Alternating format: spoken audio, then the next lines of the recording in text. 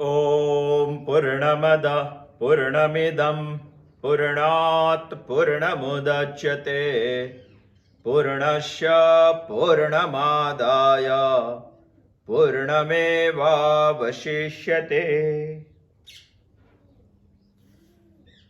शुक्ल यजुर्वेद के कण्व शाखा का 40वां अध्याय है अथर्वा मंत्र का ईशावास्य उपनिषद। हम ईशावास्य उपनिषद के बारे में चिंतन कर रहे हैं। उसके पहले मंत्र का पहली लिपि है ईशावास्यमेदं सर्वं यत्किंच जगत्यां जगत्। इसको समझने का हम प्रयत्न कर रहे हैं। यत्किंच जगत्यां जगत् ईशावास्यम इदम सर्वम। ईशावास्यम, ये जो आप देख रहे हैं ये जगत ईश्वर का आवास है, ईश्वर का घर है। वास्यम का दूसरा मतलब भी होता है आच्छादित करना, व्याप्त करना, आवृत्त करना। दूसरा भी अर्थ हम निकाल रहे इदम सर्वम, ये जो सब हम देख रहे हैं, ये जगत में जड़ और चेतन जितनी सारी चीज हम देख रहे हैं, जगत्यां जगत जितनी सारी हम देख रहे हैं संसार में, इसी सब ये सब को ईश्वर से आच्छादित करना है। जगत्यां जगत, जगत का मतलब होता है गच्छति इति जगत, जो चलता है, जो परिवर्तनशील है, जो आगे जा रहा है, जो बदल रहा है, इसको ही हम जगत बोलेंगे। इस संसार में एक चीज के अलावा सब चीज परिवर्तनशील है, और वो चीज जो परिवर्तनशील नहीं है, जो नित्य है और जो शाश्वत है, वो है ईशा, ईश्वर। बाकी वैसे बोलेंगे, आप बोलेंगे कि इस जगत में जो दिखाई दे रहा है सब परिवर्तनशील है। हाँ, सब परिवर्तनशील है। इसीलिए तो ईशावास्य उपनिषद ने एक शब्द यूज किया है इदम सर्वम। जगत्यां जगत, ये पृथ्वी पर आया हुआ सारा संसार, सारा जगत परिवर्तनशील है। आप बोलेंगे कि हम भी परिवर्तनशील हैं। हम में रहा हुआ चैतन्य जिसको हम जीव बोलते हैं, वैसे तो वो शुद्ध चैतन्य स्वरूप है, मगर अज्ञान से वो जीव बन गया है। जीव भी परिवर्तनशील है। इस जगत में जड़ भी परिवर्तनशील है, जीव भी परिवर्तनशील है, दोनों परिवर्तनशील है, और दोनों को इस जगत ने आवृत कर दिया है। इस परिवर्तनशील को हमने ईशा से आवृत करना है, जो परिवर्तनशील नहीं है। इसको बोलते हैं ईशावास्यमेदं सर्वम यत्किंच जगत्यां जगत्। ईशा को समझने के लिए हमने ईश धातु से समझने का प्रयत्न किया था। जब आगे सोचे थे तब इसका मतलब होता है ऐश्वर्य, इसका मतलब होता है सामर्थ्य। हमने सामर्थ्य यानी इस जगत में एक चीज ऐसी है, एक तत्व ऐसा है जो दुनिया में, जो ब्रह्मांड में सर्व सामर्थ्यवान है, और सर्व सामर्थ्यवान है वो बात प्रतिपादित करने के लिए दर्शन शास्त्रों के बहुत सारे सिद्धांत को लेके हमने आज तक समझने का प्रयत्न किया है। दूसरी एक बात हमने समझी है, ईश्रु भी होता है ईशा से। ईश्रु जैसे पितृ होता है, पितृ से जैसे पिता होता है, ऐसे ईश्रु से होता है ईशिता। जैसे पिता का मतलब होता है पालन करना, ऐसे ईशिता का मतलब होता है शासन करना। ऐसा नहीं है कि ईश्वर सर्व सामर्थ्यवान है, वही ईश्वर ने जगत बनाया है, मगर बनाने के बाद ईश्वर सो नहीं गए, वो जगत को शासित कर रहा है। ईशिता, पिता, ये भी बात हमने समझने की कोशिश की है। आप सोचेंगे कि शासित कैसे कर रहे हैं ईश्वर? तो ईश्वर तो सर्वव्यापक है, सभी जगह पे है, हम में भी है। हम में जो है वही चैतन्य को हम अंतरात्मा बोलते हैं। लोकमान्य तिलक जी ने गीता रहस्य में इसको प्रत्यगात्मा बोला था, कुटस्थ बोले थे। वही प्रत्यगात्मा, वही अंतरात्मा इस जगत का शासन कर सकता है और करता है। ईशावास्यमिदं सर्वं यत्किंच जगत्यां जगत्। मगर अभी ये चिंतन के अगले बार, वो चिंतन होने के पहले, गत बुधवार का चिंतन होने से बाद एक दो चिंतकों ने हमें प्रश्न किया था कि ये आच्छादन वाली चीज हमें समझ में नहीं आती है, जरा उदाहरण से समझाइए। वैसे तो ईशावास्य उपनिषद भी समझना बहुत मुश्किल है, उसका ही विवृत विवरण श्रीमद् भगवद गीता में है। वो समझने के लिए हमें 18 अध्याय है, एक अध्याय है, ऐसे 18 अध्याय है। ये समझने के लिए हमें 18 मंत्र ही है, वो मंत्र को हमें एक अध्याय की तरह से समझना पड़ेगा। जैसे कि हमें समझने के लिए, एक अध्याय को समझने के लिए करीबन 2 या 3 साल लगते हैं, तो यहां तो मंत्र को समझना है एक, तो मंत्र भी हमें उसी ढंग से समझना पड़ेगा। 2 लोगों ने हमें प्रश्न किया कि वो आच्छादित करना, मगर कैसे करना, कुछ प्रैक्टिकल करके बताइए, कुछ समझाइए हमें। तो आज हम आच्छादन के बारे में ही सोचेंगे। अगली बार हम जब आने वाले बुधवार को हम आएंगे तभी समझेंगे यत्किंच जगत्यां जगत्। ईशावास्यमिदं सर्वं यत्किंच जगत्यां जगत्। इसमें हमें समझना है आच्छादन।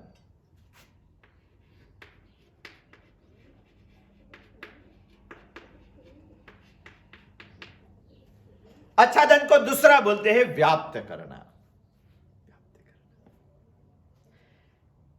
इसी चीज को हमें समझना चाहिए। हम समझ रहे हैं कि जो किसी भी चीज को आच्छादन करना है, जैसे हमें किसी मिट्टी के गोले को आच्छादित करना है, तो ये चीज से आच्छादित करना है हमें, तो मिट्टी का गोला समझना पड़ेगा और हमें यह भी समझना पड़ेगा।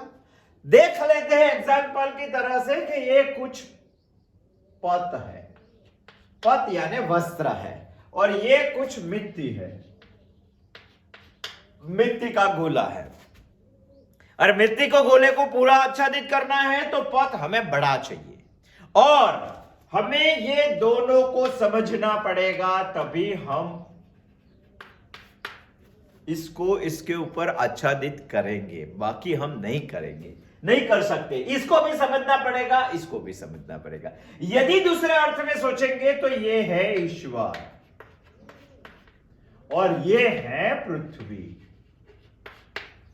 इदं सर्वम यत्किंच जगत्यां जगत्, इसको हमें आच्छादित करना है, तो दोनों को समझना पड़ेगा। दोनों को समझे के बगैर हम आच्छादित कैसे कर सकेंगे। जैसे हमें कोई बोलेंगे कि वर्ग के चर्म से हमारा जो तूल से उसको आच्छादित करना है, टेबल को आच्छादित करना है, मगर इसके लिए तो पहले वाघ का चर्म चाहिए, व्याघ्र का चर्म चाहिए, और व्याघ्र का चर्म समझने के लिए पहले व्याघ्र को समझना पड़ेगा, क्योंकि उसको चर्म लेना है हमें। इसी तरह इस जगत से, इस जगत को ईश्वर से आच्छादित करना है तो हमें ईसा को समझना पड़ेगा। और अभी तक के चिंतन में हमने ईसा को समझने की कोशिश की है। इसका निष्कर्ष हम इतना ही निकाल सकते हैं कि ईसा सर्वव्यापक है, ईसा सर्वशक्तिमान है, ईसा हमारे अंदर भी है, और ईसा ही इस जगत का शासन करता है। वो हमें समझना पड़ेगा। मगर कई लोगों का प्रश्न था कि क्या ईसा कोई ऐसी चीज है जिसको पकड़ के, ये कोई ऐसी चीज है जिसको यहां से पकड़ के यहां डाल देने का। हम तो बोल रहे हैं कि ईसा सर्वव्यापक है, सब जगह पे, यानी यहां भी ईसा है, यहां भी ईसा है, तो ऐसी कोई अलग चीज तो नहीं है जगत से कि यहां से उठा के यहां उसको डाल दिया और आच्छादित हो गया। वो तो नहीं कर सकते। और प्रश्न भी बहुत अच्छा है उनका, वो भी समझना पड़ेगा कि ईश्वर जगत से ऐसी कोई अलग चीज नहीं है, ऐसी कोई बड़ी चीज नहीं है जगत से कि इसको यहां से उठाकर जगत पे डाल दिया तो वो आच्छादित हो जाएगा, वो आवृत हो जाएगा, वो व्याप्त हो जाएगा। ऐसा तो है नहीं, क्योंकि हम तो बोल रहे हैं ईश्वर सर्वव्यापक है, सर्वसमर्थ है, जगत नियंता है। वैसे तो हम बोल रहे हैं। तो क्या करना चाहिए इसके लिए? ईश्वर तो सब जगह पे है, मगर ईश्वर ही कोई चीज से ढका हुआ है। इसको पहले इसके ऊपर से ढका हुआ आवरण हम निकाल देंगे तो ईश्वर ही दिखाई देगा। वही है ईशावास्यम इदम सर्वम यत् किंच जगत्यान जगात। जैसे ये चीज से हमें इसको आच्छादित करना है, मगर ये भी यही चीज है, तो दिखाई क्यों नहीं रहे? कहां किसी बात से ढकी हुई है। वो तो हम बोल रहे हैं कि सर्व समर्थ है, सर्वशक्तिमान है, सर्व जगह पे व्यापक है, इसको कौन ढक सकता है? कई बार ऐसा हो सकता है कि जिन्होंने जिसको बनाया है वो बनी हुई चीज भी बनाने वाले को ढक सकती है। ऐसा ही हुआ है। हम वहां तक तो समझे थे कि ईश्वर ने प्रकृति का निर्माण किया, प्रकृति में से माया निर्मित हुई, माया में से अविद्या निर्मित हुई, महत तत्व की तरह से हमने समझा था। उसी तरह से हम जो बात करेंगे तो इसमें से ही, ईश्वर में से ही एक अविद्या निर्माण हुई। हम सोच रहे हैं कि इस जगत को आच्छादित कैसे करने का, मगर आच्छादित करने के लिए तभी आच्छादित हो सकेगा जब भी कोई दूसरी चीज से, कोई एक चीज को समझकर दूसरी चीज पे हम ढक देंगे। मगर यहां तो ऐसा नहीं है। तो नहीं है तो क्या है? तो हम इतना बता सकते हैं कि ईश्वर नामक कोई तत्व इस जगत में है, कोई चैतन्य इस जगत में है, वो सर्वव्यापक भी है, सर्वसमर्थ भी है, जगत नियंता भी है, मगर इसी तत्व को किसी ने ढक दिया है। अनावृत करना है हमें, वो किसी से आवृत हो गया है। तो हम सोचेंगे ईश्वर भी आवृत हो सकता है। हाँ, हो सकता है। तो ईश्वर ने किसने आवृत किया है? ईश्वर ने अविद्या ने आवृत किया है। ईश्वर को अविद्या ने आवृत किया है। तो हम अविद्या को कैसे हटा सकते हैं? अविद्या को अनावृत कैसे कर सकते हैं? अविद्या को हम, इसके दो शक्ति हमने सोची थी, वो दो शक्ति, दो कार्य हमने सोचे थे, वो दो शक्ति से हम इसको अनावृत कर सकते हैं।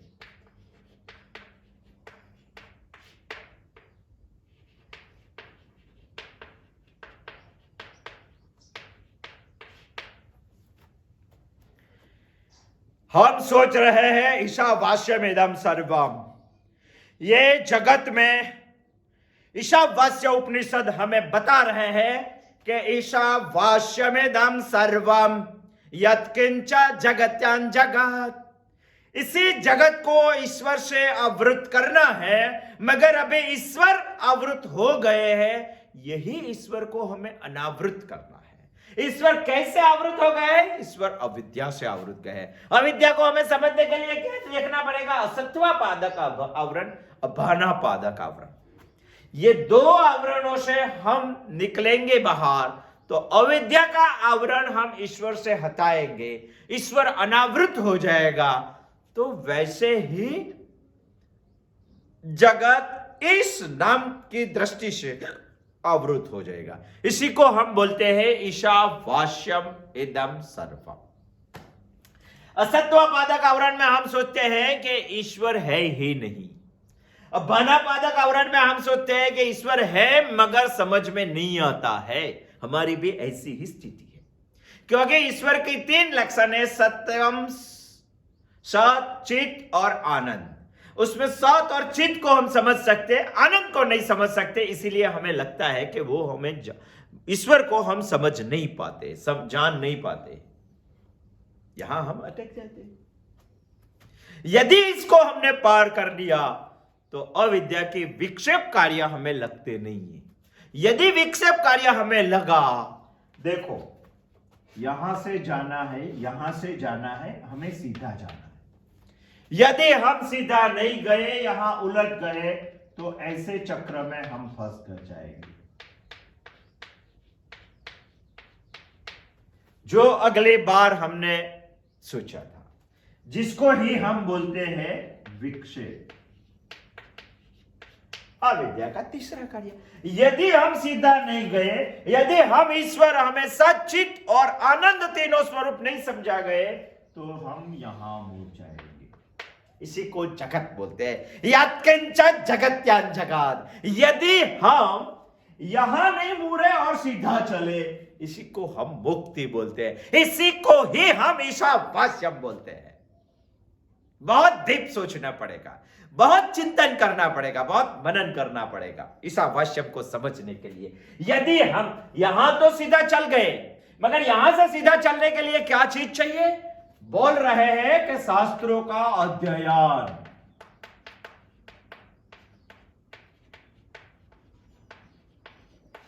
इसके बगैर हम असत्वापादक आवरण से बाहर नहीं निकल सकते। हम यदि अध्ययन करेंगे शास्त्रों का, तभी मालूम पड़ेगा कि इस जगत में ईश्वर है ही। यदि हम शास्त्रों को समझना चाहिए तो हम 3 चीज इस जीवन में समझनी ही पड़ेगी, तभी शास्त्र समझेंगे हम।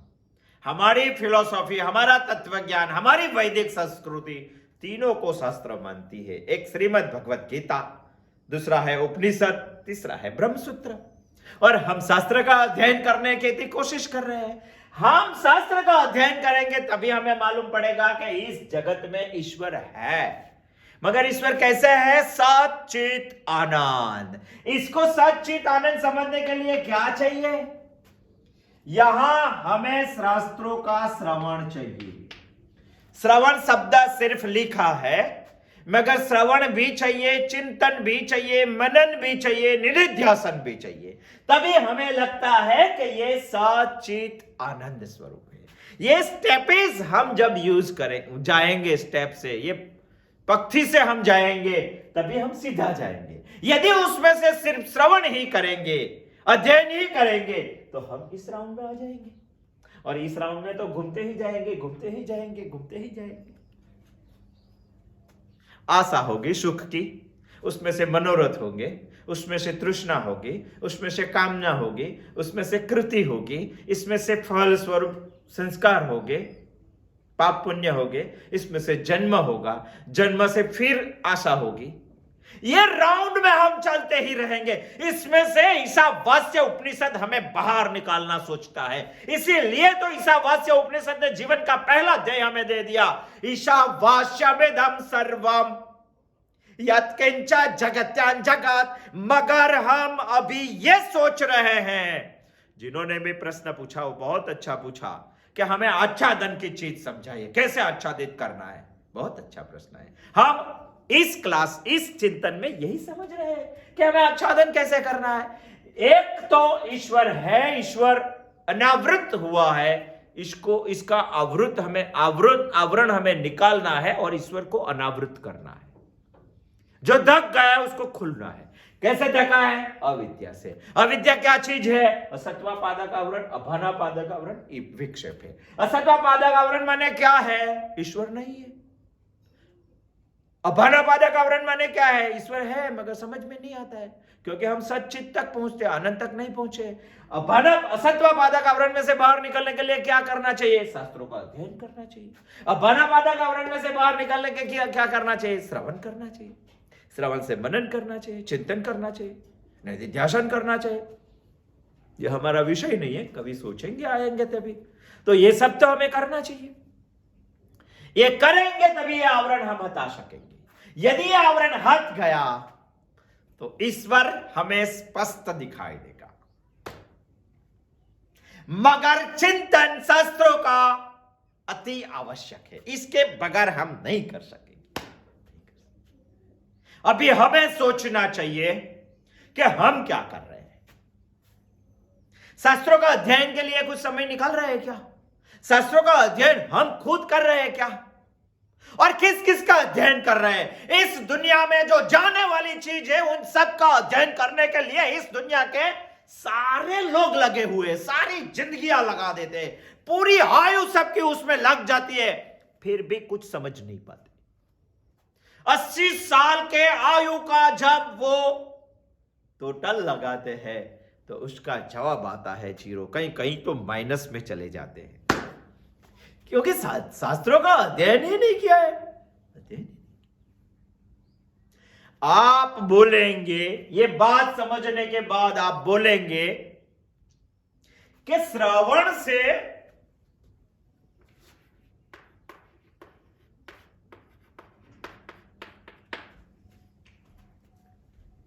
ईश्वरनी अनुभूति कैसे हो सकती है? यह हो सकता है क्या सिर्फ शास्त्रों का श्रवण करने से ईश्वर हमें स्पष्ट दिखाई देता है क्या?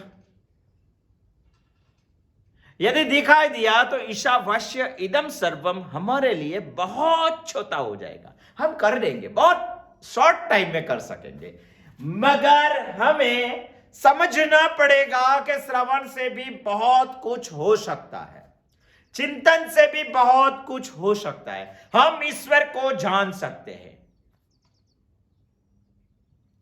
फिर भी नहीं समझ में? चलो, ईश्वर क्या है? ईश्वर हमारी अपरोक्षानुभूति है।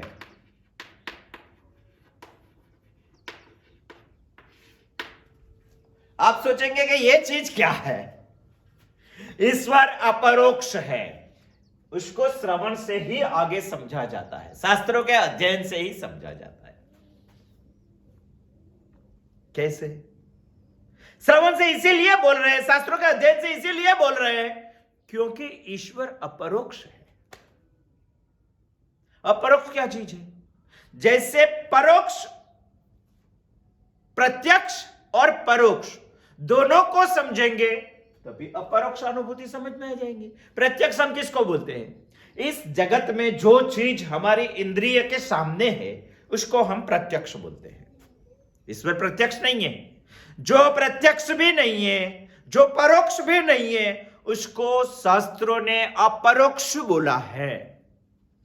तो ईश्वर अपरोक्ष माने क्या है? समझना पड़ेगा। जैसे कि कोई चीज हमारे सामने दिखाई दे रही है, ये ग्रीन बोर्ड हमारे सामने दिखाई दे रहा है, तो वो परोक्ष है क्योंकि हम इसको देख सकते हैं, हमारे सामने है। मगर कई चीज दुनिया में ऐसी भी है जो हमारी इंद्रिय के सामने नहीं है, फिर भी है। जैसे कि हम सोचेंगे कि दिल्ली का कुतुब मीनार, हम सोचेंगे कि बॉम्बे का vada pav, gate of India है कि नहीं है? ये परोक्ष है क्या? हम इसको देख सकते हैं क्या? मगर हम ऐसा भी बोल सकते हैं कि वो नहीं है ऐसा। वो तो है, बॉम्बे में है, हमारी इंद्रियों के सामने नहीं है। वो तो दिल्ली में है, हमारी इंद्रियों के सामने नहीं। जो हमारी इंद्रिय के सामने है इसको हम प्रत्यक्ष बोलते हैं, जो हमारी इंद्रिय के सामने नहीं है इसको हम परोक्ष बोलते हैं। दोनों है, मगर जो प्रत्यक्ष भी नहीं है, जो परोक्ष भी नहीं है, इसको हम अपरोक्ष बोलते हैं। वो फिर कैसी चीज है जिसको हम अपरोक्ष बोलते? यही फिलोसॉफी को बहुत हलू समझना पड़ता है। अपरोक्ष का मतलब होता है प्रत्यक्ष भी प्रत्यक्ष। जैसे कि हमारी आंख की जहां हम काजल लगा रहे हैं वो चीज, वो तो हमारे पास है, बिल्कुल नजदीक है, जिसको दिखने, इसको हम परोक्ष बोलते हैं। जो हमारे दूर है, हमसे दिखाई नहीं दे रही, जिसमें व्यवधान आता है। मगर कई चीज ऐसी है कि प्रत्यक्ष भी प्रत्यक्ष है, फिर भी हमें नहीं दिखाई दे रहा है। जैसे आंख के सबसे नजदीक काजल आती है जिसको लगाते हैं हम, मगर फिर भी आंख काजल को देख नहीं पाते, इसके लिए आईना चाहिए। जो प्रत्यक्ष भी प्रत्यक्ष है, इसको हम देख नहीं पाते, इसके लिए शास्त्र की जरूरत है। और शास्त्र को हमारे पास आने का सबसे पहला तरीका है अध्ययन। मगर कई लोगों को अध्ययन, लेटर्स आर डेड, सब अक्षर मृत है, ऐसा प्लेटो ने बोला था। अध्ययन से कई लोगों को समझ में नहीं आता है, इसीलिए, क्योंकि उसको चैतन्य के साथ जुड़ना पड़ता है। इसीलिए कई चैतन्य अध्ययन करके लेटर को चैतन्य देते हैं, अक्षर को चैतन्य देते हैं। वही चैतन्य स्वरूप जो बहता है वो हमारा श्रवण होता है। गीता चिंतन श्रृंखला में बहुत शुरुआत में हमने देखा था कि कितना परसेंटेज कैसे याद रहता है, हमें स्मृति में आता है। उसमें अध्ययन से कम आता है, श्रवण से ज्यादा आता है। इसीलिए इसको हटाने के लिए अध्ययन चाहिए, मगर इसको हटाने के लिए श्रवण चाहिए। अब परोक्ष ईश्वर है, अभी भी नहीं समझ में आया तो हम कुछ एग्जांपल से समझेंगे। देखो, अपरोक्ष समझने के लिए हम एग्जांपल ले रहे हैं। जैसे कि हमारे घर में एक कमरा है, कमरा में बहुत सारी चीज है। कौन सी चीज है? उसमें ट्रिपाई है, बैठने का सोफा है, टेबल है, चाय का कप है, नाश्ते की डिश है, टीवी है, इसके सामने रिमोट पड़ा है, बहुत सारी चीजें। हम जिसको मानते हैं वैसे हमारे आराध्य देव की कोई तस्वीर उसमें है, योगेश्वर भगवान की, सब है इस रूम में। छोटा सा रेडियो भी है, सब है, पानी पीने का मटका भी है, सब कुछ है इस रूम में। रूम पूरा बंद है और अमावस्या की रात है, और हमने किसी को बोला लाइट नहीं है, अमावस्या की रात है, हमने किसी को बोला कि आप इस कमरे में देख के आओ क्या क्या चीज है। हमने कमरे की खिड़की खोली, कुछ नहीं दिखाई दिया। क्यों नहीं दिखाई दिया? क्योंकि अंधेरा है। तो क्या हम ऐसा बोल सकते हैं कि यहां कोई चीज नहीं है? यहां तो सब चीज रखी हुई है। तो आप ऐसा बोल सकते हैं कि हमारी इंद्रिय के सामने नहीं है? यहां तो आपकी आंख के सामने सब चीज रखी हुई है, जो चीज रूम में थी, मगर आपको दिखाई क्यों नहीं देती है? समझना पड़ेगा आदमी को। यहां प्रत्यक्ष भी है, वो चीज भी आपको नहीं दिखाई देती है, और एक चीज की उसमें कमी है। यदि वो चीज इसमें आ गई तो सब चीज आपको अंधेरी रात में भी दिखाई देगी, अमावस्या की रात को। हम वापस आके हमारे वडील ने, हमारे शास्त्र थे, उनको हमने पूछे, जैसे घर के वडील होते हैं, कि वो रूम में एक भी चीज नहीं है। तो वडील ने बोला कि क्या बात कर रहा है, वो रूम में तो बहुत सारी चीज है। कोई थोड़ा सा अध्ययन करेगा, बाद में ईशावास्य उपनिषद को बोलेंगे कि इस जगत में मुझे ईश्वर नहीं दिखाई देता है। क्या बात कर रहे हैं कि इस जगत में ईश्वर है? मुझे तो नहीं दिखाई दे रहा है। हम कैसे आच्छादन करेंगे? हम कैसे व्याप्त करेंगे? हम कैसे ईश्वर को अनावृत करेंगे? इस जगत में हम कैसे ईश्वर को आवृत कर देंगे? और ईश्वर पर से कैसे हम अविद्या को हटा के ईश्वर को अनावृत कैसे करेंगे? हमें तो दिखाई नहीं दे रहे। इस रूप में तो बहुत सारी चीजें फिर भी दिखाई। ईशावास्य बोल रहे हैं कि इस जगत में ही ईश्वर है। ईशावास्यम इदम सर्वम, ये तो उनका घर है, घर में ही वो रह रहे, आवास है उनका, फिर नहीं दिखाई दे रहा है। तो वो शास्त्र ने बताया, यत्किंच जगत्यान जगत, वो वडिल ने बताया, जिस रूम में वो देखने के लिए गया था, एक भी चीज उन्होंने दिखाई नहीं दी, होने पर भी उसके आंखों के नंबर नहीं थे, फिर भी वो दिखाई नहीं दिया। तो वो वडिल ने उसको बताया कि बेटा, जो दरवाजा तो खुलता है ना, वो दरवाजे के बगल में दाई साइड पे एक स्विच है छोटी सी, उसको लगा, ऑन करो। तो उन्होंने जाके स्विच को ऑन किया, पूरे रूम में प्रकाश आ गया। उनको टीवी भी दिखाई दी, उसको रेडियो भी दिखाई दिया, उसको रिमोट भी दिखाई दिया, उसको पानी का मटका भी दिखाई दिया, उसको भगवान की प्रतिमा भी दिखाई दी। ये रूम में उसको सब चीज दिखाई दी, क्योंकि अब तक इस रूम में प्रकाश की कमी थी। प्रकाश आ गया। वो आदमी ने इस रूम में सब कुछ देख लिया, मगर प्रकाश नहीं देखा। ऐसा ही इस जगत में ईशावास्य हमें यह बता रहा है कि इदम सर्वम यत्किंच जगत्यान जगत, ये जगत में तू सब कुछ देख सकता है। ये देखने के लिए एक ही चीज काफी है, वो है चैतन्य। जैसे रूम में, कमरे में देखने के लिए प्रकाश चाहिए, ऐसे इस जगत में देखने के लिए चैतन्य चाहिए। आदमी बहुत कुछ देखता है मगर चैतन्य को नहीं देखता है। आयु पर इसीलिए ईशावास्य उपनिषद बोल रहे हैं, ईशावास्यम इदं सर्वम। टॉर्च चाहिए शास्त्रों ने दी हुई, एक स्विच मारनी पड़ेगी उपनिषद चिंतन सुनने के बाद। सात नहीं है, सात नहीं है, सिर्फ आनंद नहीं है, ईश्वर चित्त नहीं है, आनंद स्वरूप भी है, वो समझना पड़ेगा। यदि कमरे में आपने प्रकाश की वजह से सब चीज देख ली, तो आप ऐसा साबित कर सकते हैं कि प्रकाश क्या चीज है। प्रकाश को साबित करने के लिए और कोई चीज की जरूरत होती है? उसको ही प्रकाश बोलते हैं। दुनिया की सारी चीजें हमें बताता है। क्या टीवी प्रकाश है? क्या रेडियो प्रकाश है? क्या ट्यूल्स प्रकाश है? क्या सोफा प्रकाश है? क्या प्रकाश है? क्या साबित करेंगे आप? क्या साबित करें? आप ऐसा भी साबित कर सकते हैं कि पहली मुझे चीज दिखाई दी या पहला मुझे प्रकाश दिखाई दिया। क्या करेंगे? क्या सोचेंगे? प्रकाश के बगैर देखना ही असंभव है। आपको मानना ही पड़ेगा कि इस जगत में पहले प्रकाश है, बाद में चीज है। वो नहीं मानते आप, इसीलिए तो ईशावास्य उपनिषद की निर्मित हुई है। इस जगत में प्रकाश रूपी चैतन्य है और प्रकाश रूपी चैतन्य प्रत्यक्ष भी प्रत्यक्ष है। शास्त्र बोल रहे हैं कि वो अपरोक्ष है, परोक्ष भी नहीं है और प्रत्यक्ष भी नहीं है। और अपरोक्ष है, इतना नजदीक है, हमने अज्ञान से ढक दिया है, अविद्या से ढक दिया है। इसीलिए तो ढका हुआ ईश्वर ईशावास्य उपनिषद के पहले मंत्र में ही आवाज देकर हमें बता रहा है, ईशावास्यमेदं सर्वं यत्किंच जगत्यां जगत्। हमें सुनाई देना चाहिए। अज्ञान से ढका हुआ है तो ज्ञान से उसको खोलना पड़ेगा, अनावृत करना पड़ेगा।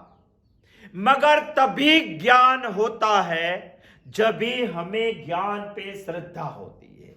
ये ज्ञान की बात आई, वहां से श्रवण की शुरुआत हुई। आप इस दुनिया में 101% साबित कर सकते हैं कि शास्त्रों के अध्ययन बगैर, शास्त्रों के श्रवण बगैर, शास्त्रों के स्वाध्याय बगैर ईशावास्य इदम सर्वम आप नहीं कर सकेंगे, ईश्वर को आच्छादित नहीं कर सकेंगे। इसीलिए तो अभानापादक में श्रवण आया, इसीलिए तो श्रवण से साबित कर सकते हैं और श्रवण से ही हमें ज्ञान होता है और ज्ञान से ही वो अज्ञान को हम हटा सकेंगे। मगर श्रवण ध्यान से कब करेंगे? इसके ऊपर श्रद्धा बैठ जाएगी तब। श्रद्धा बैठने के लिए, इसीलिए तो शास्त्रों ने कई जगह पे हमने कामना पूर्ति के लिए भी कर्म किए हैं, जिसको हम सकाम कर्म बोलते हैं। इतना करेंगे तो ये हो जाएगा, इतना करेगा। ये शास्त्रों ने क्यों बताया? कर्म के बारे में बहुत सारा सोचना है हमें। श्रीमद् भगवत गीता के 3 अध्याय में हम सोचेंगे 2 साल के बाद कर्मयोग। शास्त्रों ने सकाम कर्म इसीलिए बताया कि तुझे शास्त्र ऊपर श्रद्धा हो, और श्रद्धा इसीलिए चाहिए कि मुझे ज्ञान होना चाहिए, ज्ञान इसीलिए चाहिए कि मुझे अनावृत करना है ईश्वर को, और विद्या से आवृत हुआ ईश्वर को। इसीलिए हमें शास्त्रों का श्रवण करना चाहिए, इसीलिए हमें शास्त्रों का अध्ययन करना चाहिए, इसीलिए हमें शास्त्रों का मनन करना चाहिए, इसीलिए हमें शास्त्रों का चिंतन करना चाहिए, और इसीलिए हमें शास्त्रों का निधिध्यासन करना चाहिए। ईश्वर जगत से कोई अलग चीज तो नहीं है, तो आप आच्छादन कैसे करेंगे? 2 बातों को समझनी पड़ेगी। अलग नहीं है, मगर हम अलग मानते हैं। जैसे कि कोई गुणी चीज है और इसका गुण है, 2 एक ही है, मगर हम इसको अलग समझते हैं। वो नहीं समझना। जैसे कि हम बोलेंगे शक्कर, खांड, और इसमें मिठास, जो खांड है वो मीठी होती है, मिठास उनका गुण है, स्वीटनेस उसका गुण है, और खांड वो खांड है, वो उनका स्वभाव है। इसीलिए व्यापकता ईश्वर का स्वभाव है, इस जगत में हो तो है ही।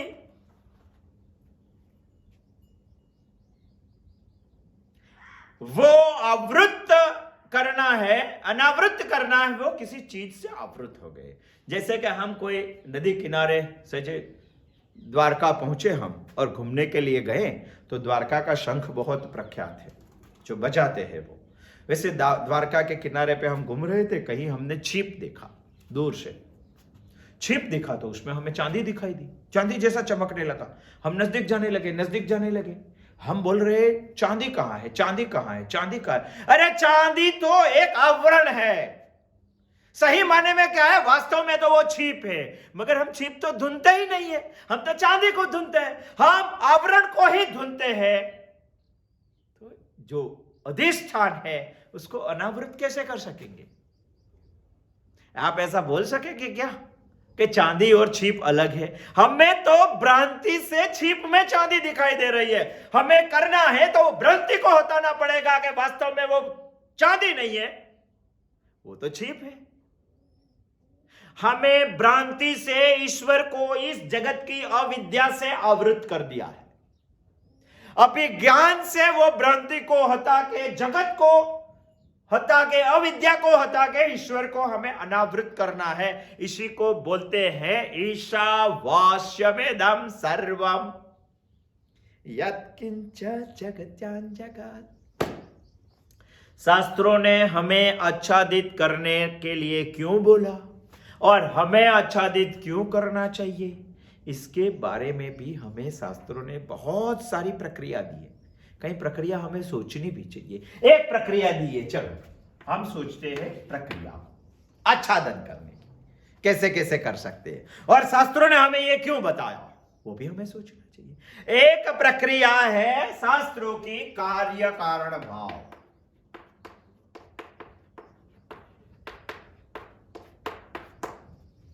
जैसे कि ये घट है, घट की निर्मित मिट्टी से होती है,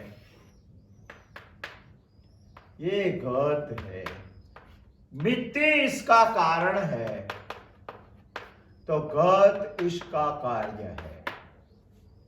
शास्त्र हमें ये बता रहे हैं कि जगत में कोई भी कार्य कारण के बगैर नहीं हो सकता है। और शास्त्र हमें यह बता रहा है कि यदि आपको कारण समझ में आ गया तो इस जगत का सभी कार्य आपको समझ में आ जाएगा। इसी तरह से हम जगत को कार्य बोलेंगे तो ईश्वर इस जगत को कार्य बोलेंगे तो ईश्वर इस जगत का कारण है। यदि हमें यह कारण समझ में आ गया तो समझो हम ईशावास्यम इदम सर्वम क्षण में कर सकते हैं, क्षण में कर सकते हैं। हमें कार्य समझ में आना चाहिए। यदि कार्य समझ में आ गया, यत्किंच जगत्यां जगत, ये कार्य है, इसका कारण है ईश्वर। ईश्वर यदि हमें समझ में आ गया तो सब कार्य हमें समझ में आ जाएगा। पूरा जगत इदम सर्वम हम आच्छादित कर सकेंगे। छांदोग्य उपनिषद की एक वार्ता है, हम सोचनी चाहिए। सोचेंगे तो ये बहुत स्पष्ट समझ पाएंगे। हमें ये एक प्रक्रिया समझाइए आच्छादन करने के लिए, ईशावास्यम करने के लिए। ये प्रक्रिया हम समझ रहे हैं। थोड़ी थोड़ी प्रक्रिया इजी भी आएगी, समझ में आए ऐसी आ जाएगी। एक पहली प्रक्रिया है, सोचो ये पद्धति है, ऐसे हम कर सकते हैं।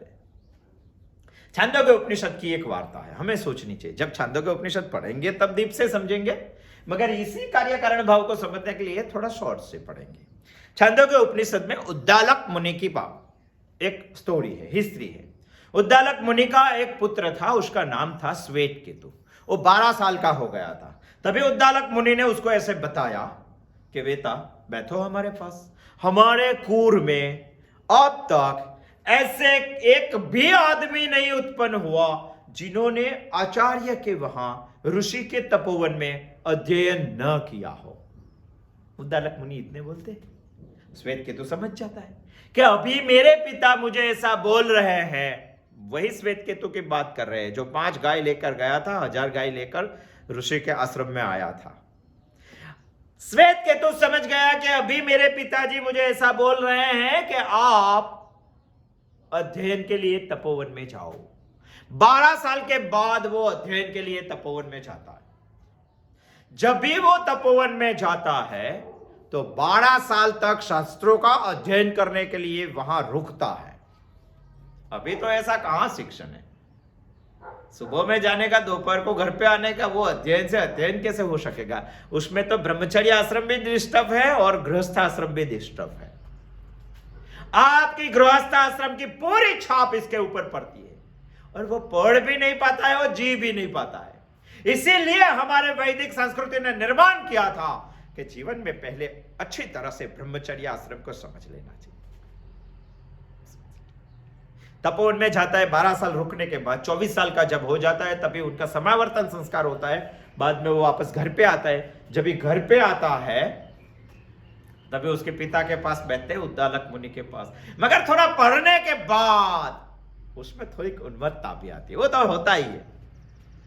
पापा को मालूम हो जाता है कि लड़का जब भी कॉलेज से वापस आता है, तब पहली कक्षा में जाता है वो लड़का और कॉलेज पढ़ के वापस आता है वो लड़का, बहुत फेर है। पहली कक्षा में जाता है वो इंसर्ट करता है, दफ्तर लगाता है, 2 दफे पापा को नमस्कार करता है, मम्मी को नमस्कार करता है, बाबा स्कूल में जाता है। जो कॉलेज से आता है वो, अरे उसका उपला बटन खुला रहता है, हाथ में मोबाइल रहता है, इंसर्ट करता है, एक बूट पहनता है, वो बहुत उन्मत्त होकर आते हैं।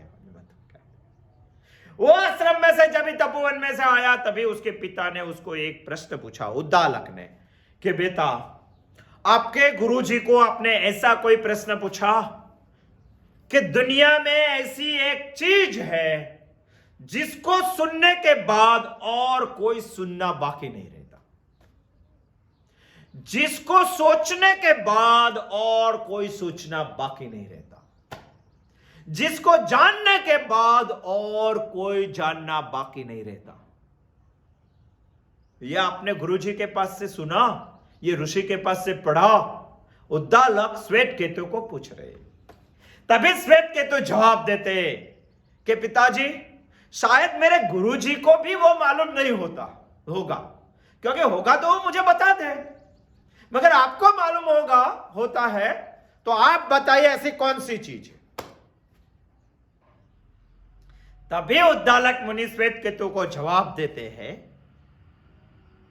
कि तत्व, कारण, जो भी चीज को समझना है उसके तत्व को यदि आपने समझ लिया तो दुनिया के सभी कारण उसको समझ में आ जाएंगे। उसका एग्जांपल देते हैं उद्दालक, जैसे कि मिट्टी। आप यदि मिट्टी के कण को समझ जाएंगे तो दुनिया में जितने भी मिट्टी के कार्य हैं वो सब समझ में आ जाएगा। दुनिया में बहुत सारे कार्य ऐसे हैं जो मिट्टी से निर्माण हुए, मैं भी मिट्टी का हूं। आप जितनी सारी चीज देख रहे हैं वो सब मिट्टी के हैं। उसको सोचेंगे, उसका बाइफर्केशन करेंगे, उसका पृथक्करण करेंगे, इसको सूक्ष्म दृष्टि से देखेंगे तो इसमें से ये आया, इसमें से ये आया, इसमें से ये आया, इसमें से ये आया, इसमें से ये आया, इसमें से ये आया, मिट्टी तक पहुंच जाएंगे। यदि मिट्टी तक पहुंच गया तो उसके पंच महाभूतों तक पहुंच जाएंगे। यदि पंच महाभूत तक पहुंच गए तो आप अविद्या तक पहुंच जाए। यदि अविद्या तक पहुंच गए तो आप माया तक पहुंच जाए। यदि माया तक पहुंच गए तो आप प्रकृति तक पहुंचे। यदि प्रकृति की तरफ पहुंच गए तो आप पुरुष की ओर पहुंच जाएंगे। तत्व आपको समझ में आ जाएगा। तत्व है इस जगत का कारण, जगत है इस तत्व का कार्य। यदि आप कारण को समझ गए तो मिनटों में, सेकंडों में ईशावास्यम इदम सर्वम आप कर पाएंगे। ऐसा उद्दालक का श्वेतकेतु को बोलना है। तभी उद्दालक मुनि श्वेतकेतु को बताते हैं कि बेटा हम जो नाखून काटते हैं इसको उस टाइम में बोलते थे नख निखूणन। ऐसा एक यंत्र आता था। हम सोचते हैं कि वेद काल में लोग मुंह से नख, दांत से नख काटते होंगे, ऐसा नहीं है। हमसे भी एडवांस है। अभी हम जिसको नील कतर बोल रहे थे वो वेद काल में भी है। उद्दालक मुनि ने श्वेतकेतु को पूछा था। ये स्टील का आता है, लोखंड का आता है, उसको आपने समझा? यदि लोखंड के कण को, स्टील के कण को आप समझ जाएंगे तो इस दुनिया में जितनी भी चीजें हैं स्टील से बनी हुई वो सब कार्य आपको समझ में आ जाएगा। समझ आएगा कि ये चीज आपको समझ में आ जाएगी तो पूरा जगत, यत्किंच जगत्यान जगत आपको समझ में आ जाएगा। जैसे एक घट है, यदि घट को आप देखेंगे तो 2 ज्ञान होता है। एक ज्ञान है ये घट है, दूसरा ज्ञान है ये मिट्टी है। 2 ज्ञान होते हैं। यदि ये दोनों सही है। यदि 2 ज्ञान हुआ तो उसमें कितनी शक्यताओं है वो आपको देखनी चाहिए। आपको ऐसा सोच, हम सूक्ष्म सोच रहे हैं। यदि एक मिट्टी के घट को हमने देखा तो घट देखते ही दो ज्ञान होता है, एक मिट्टी है ऐसा ज्ञान होता है, एक घट है ऐसा ज्ञान होता है। यदि आपने दो ज्ञान किया तो कभी सोचा है कि क्या ये दोनों ज्ञान सही है, सत्य है? नहीं है। तो क्या ये दोनों ज्ञान अलग है, गलत है, असत्य है? तो क्या ये एक ज्ञान सत्य है और एक ज्ञान असत्य है? क्या है? चौथी भी एक शक्यता है, एक ज्ञान ज्यादा सत्य है, एक ज्ञान कम सत्य है। क्या है इसमें? ये चारों शक्यताओं के बारे में सोचना नहीं चाहिए। हाँ, दोनों भी वास्तव में तो सही है, फिर भी सही शास्त्रों हमें यह बता रहा है कि वास्तव में घट कहां है। सोचो, मिट्टी में घट है, मिट्टी के ऊपर घट है, मिट्टी से बाहर घट है। कहां है घट? अरे घट में मिट्टी सर्वव्यापक है। यदि सोचना है तो ऐसे सोच सकता है कि मिट्टी के बगैर घट का अस्तित्व नहीं है। इसमें दो ज्ञान नहीं है, इसमें एक ही ज्ञान है कि घट मिट्टी है। यदि हमने मिट्टी को समझ लिया तो मिट्टी से घट क्या, जितने भी सारी चीज बनती है उस सब को हम समझ पाएंगे। मगर इस दुनिया में दो बुद्धि है। यदि जिसकी घट बुद्धि है उसको घट ही दिखाई देगा, उसके लिए घट ही है, ये ज्ञान ही सत्य है। जिसकी मिट्टी बुद्धि है उसको घट में मिट्टी ही दिखाई देगी, उसको मिट्टी ही है, ये ज्ञान इसका सत्य है। ईश्वर के बगैर शक्य नहीं, शक्य नहीं है जगत का अस्तित्व।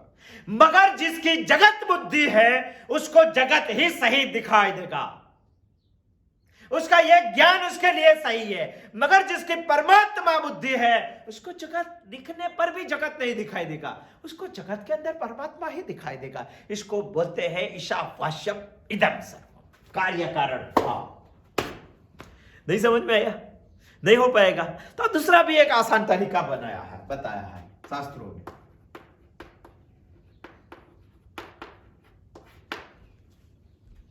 शास्त्रों ने बताया है कि आप जो चीज देख रहे हैं वो भ्रांति है, आप इसके अधिष्ठान तक पहुंचो। जो मूलतः चीज है यदि वो देख लिया, वो समझ में आ गया, हमारी बुद्धि वो समझने के लिए सक्षम हो जाएगी शास्त्रों का अध्ययन करने के बाद, तभी हम ईशावास्यम इदं सर्वम कर पाएंगे। जगत भ्रांति है, ईश्वर इसका अधिष्ठान है। जैसे रज्जु में सर्प दिखाई देता है तो सर्प हमारी भ्रांति है, सही माने में तो सर्प ही रज्जु है, रज्जु सही है। वो दिखाई दिया तो हम वो सोच सकेंगे, अधिष्ठान को समझ सकेंगे। जगत का अधिष्ठान कौन है? ईश्वर। ईश्वर कैसे है? सर्व समर्थ है, सर्वशक्तिमान है, सर्वव्यापक है, वो जगन नियंता है, वो समर्थ है। श्रीमद् भगवद गीता में सोचेंगे हम 13वें अध्याय में, बहुत अच्छी सोच भगवान ने दी है। उपद्रष्टा अनुमंता च भर्ता भोक्ता महेश्वर। सोचेंगे करीबन 20 साल के बाद। मगर अभी उपनिषद हमें यह बता रहा है कि यदि आपको अधिष्ठान समझ में आ गया तो भ्रांति टूट जाएगी और आप क्षण मात्र में ईशावास्यम इदं सर्वम कर सकेंगे। अधिष्ठान समझ में आ गया, इस जगत में सब जगह पे हमें ईश्वर दिखाई देगा, तो हमारा अंतःकरण शुद्ध होगा, और शुद्ध होगा तो हमें ईश्वर दिखाई देगा। मगर आप बोलेंगे कि अंतःकरण को शुद्ध करना बहुत मुश्किल है, बहुत मुश्किल है।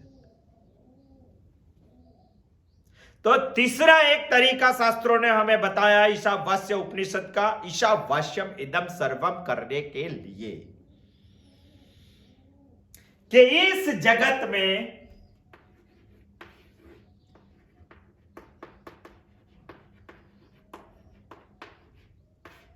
आत्मा स्वरूप जो चैतन्य आपके पास है, जिसको आप जीव बोल रहे हैं, उसको शुद्ध करने का तरीका। शुद्ध कैसे हो सकेंगे? उसमें से अभाना और असत्वापादक आवरण निकालना पड़ेगा। कैसे निकालना? बहुत सारी चीज हमने देखी है, फिर नहीं दोहराते, समझ लेना। ये शुद्ध हो जाएगा अंतःकरण, तो हम विक्षेप में नहीं जाएंगे। विक्षेप में नहीं जाएंगे तो हम ईशावास्यमिदं सर्वम कर सकेंगे। यह भी नहीं हो सकेगा तो चौथी भी एक बात बताइए।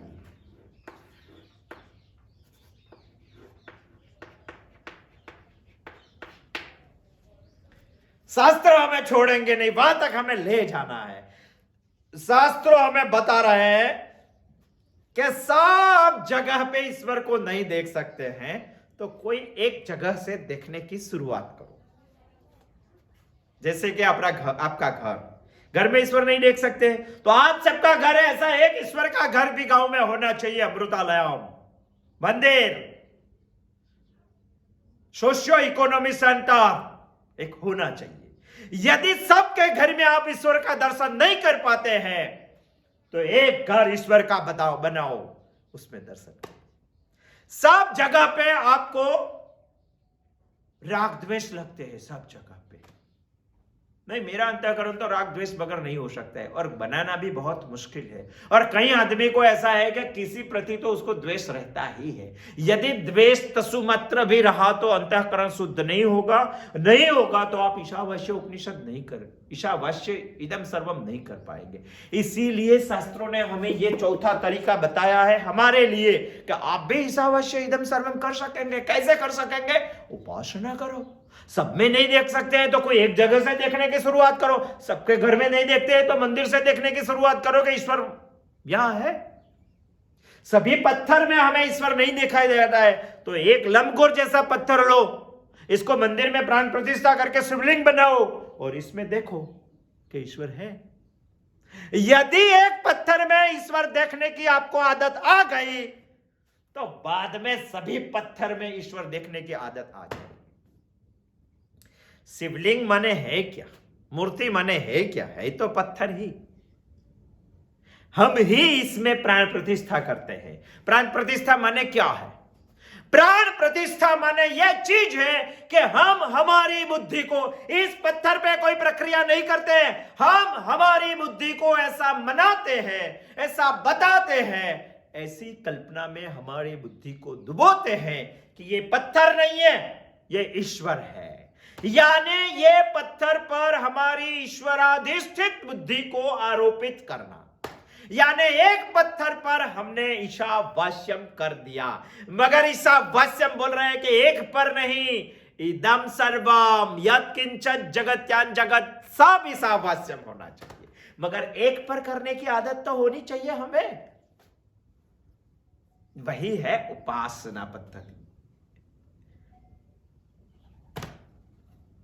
हम एक में ईश्वर देखेंगे तो सब में देखने चाहिए। इसके लिए श्रीमद् भगवद गीता का 10वां अध्याय है विभूति योग, देखना चाहिए। इसीलिए तो भगवान ने बताया है ईशावास्यम इदम सर्वम के लिए। सोचना चाहिए। 10-15 साल के बाद सोचेंगे हम विभूति योग। अश्वत्थ सर्व वृक्षाणाम, सभी वृक्षों में मैं अश्वत्थ हूं। वैसे तो सभी वनस्पति सृष्टि में वो है, नहीं दिखाई दे तो अश्वत्थ से शुरू कर। प्रहलादश्चास्मि दैत्यानाम, दैत्यों के प्रति तुझे द्वेष है, दैत्य में भी ईश्वर है, नहीं दिखाई दिया तो प्रहलाद से शुरुआत कर। वेदानाम सामवेदोस्मि, सभी वेदों में नहीं दिखाई दे, तेरी जान के बाहर है, तेरी समझन के बाहर है, तो सामवेद से शुरुआत कर। वेदानाम सामवेदोस्मि। कुसुमाकरम ऋतूनाम कुसुमाकरम, सभी ऋतु में नहीं दिखाई दे तो एक ऋतु से शुरुआत। अरे उपासना के लिए सिर्फ 10वां अध्याय काफी है विभूति योग। सोचे कि हम 15-20 साल के बाद, मगर हम यह भी इतना सोचना है कि शास्त्रों ने कई तरह से हमें ले जाकर ईशावास्यम इदम सर्वम पर पहुंचाना है। ईशावास्यम इदम सर्वम यत्किंच जगत्यां जगत, अंतिम सत्य इस जगत में तत्व ही है, ब्रह्म ही है, आपको मानना ही पड़ेगा। ब्रह्म सत्यं जगन मिथ्या, दूसरा कोई रास्ता नहीं है। हमें ईश्वर से इस जगत को ढकना है, दोनों को समझना पड़ेगा। हम समझने की कोशिश कर रहे थे, मगर ईश्वर भी कोई चीज से आवृत हुआ है, वो आवरण हम निकालेंगे तो ईश्वर अनावृत हो जाएगा। यदि वो अनावृत हो गया तो हम आच्छादित कर पाएंगे इस जगत को। अविद्या से आवृत हुआ है तो हमें अविद्या को हटाना पड़ेगा। अविद्या को हटाने के लिए सत्वापादक, भानापादक और विक्षेप तीनों को समझना पड़ेगा। यदि हम सीधे चले गए, विक्षेप में नहीं आए, मगर इसके लिए अध्ययन चाहिए और श्रवण चाहिए, मनन चाहिए, निधिध्यासन चाहिए, चिंतन चाहिए। यदि ये नहीं किया तो हम यहां से सीधा नहीं जाएंगे, ये राउंड में जाएंगे। इसीलिए श्रवण जरूरी है। श्रवण से कैसे ईश्वर की अनुभूति होती है? वो अपरोक्षानुभूति है, इसीलिए श्रवण से होती है। अपरोक्षानुभूति हम समझे। यदि हम अपरोक्षानुभूति समझ गए तो अभी अभी हमें आच्छादन करना है। चलो, ईश्वर को व्याप्त करना है इस जगत में, हमें ईशावास्यम करना है इदम सर्वम को। कैसे करेंगे? तो कार्य कारण भाव से करेंगे। डिटेल में समझे हम। अधिष्ठान को समझने के बाद भी कर सकते हैं, डिटेल में समझे हम। आत्मा स्वरूप को पूरा समझेंगे, इसके बाद, इसके द्वारा, तभी हम ईशावास्यम कर सकेंगे। यदि ये तीनों नहीं किया तो अंतिमतः एक प्रक्रिया दी है, एक में ईश्वर को आच्छादित करके सब में करने की प्रक्रिया कर देना। ईशावास्यम इदम सर्वम, उपासना पद्धति। आगे ईशावास्य उपनिषद में क्या है, हम अगले बुधवार को आएंगे, तभी सोचेंगे। आने वाले बुधवार को, गए हुए बुधवार को एक चिंतन में गलती हुई थी। हमने बोला था वी फॉर विक्टरी सेंटेंस, मगर वी फॉर विक्टरी लेनिन का नहीं है, चर्चिल का है। वो गलती सुधार लेना। इनके लिए हम क्षमा याचते हैं। हमारे शुभचिंतक ने हमें बताया, सही बताया, और यही सही है। 27 तारीख को इस तपोवन में वानप्रस्थ कार्यशाला है।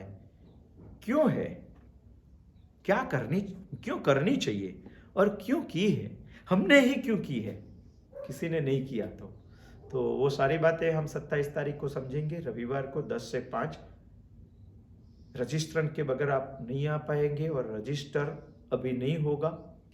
हम सोचते थे कि करीबन 780 लोगों को हम मिलेंगे, मगर रजिस्ट्रेशन हो गया है 200 लोगों का। इसलिए व्यवस्था है तो अभी इतना ही रखते हैं। किसी को आना है तो आने वाले साल मार्च महीने में 2023 में हम करेंगे, तभी आप वानप्रस्थ कार्यशाला में आ सकेंगे। अस्तु, जय श्री कृष्ण।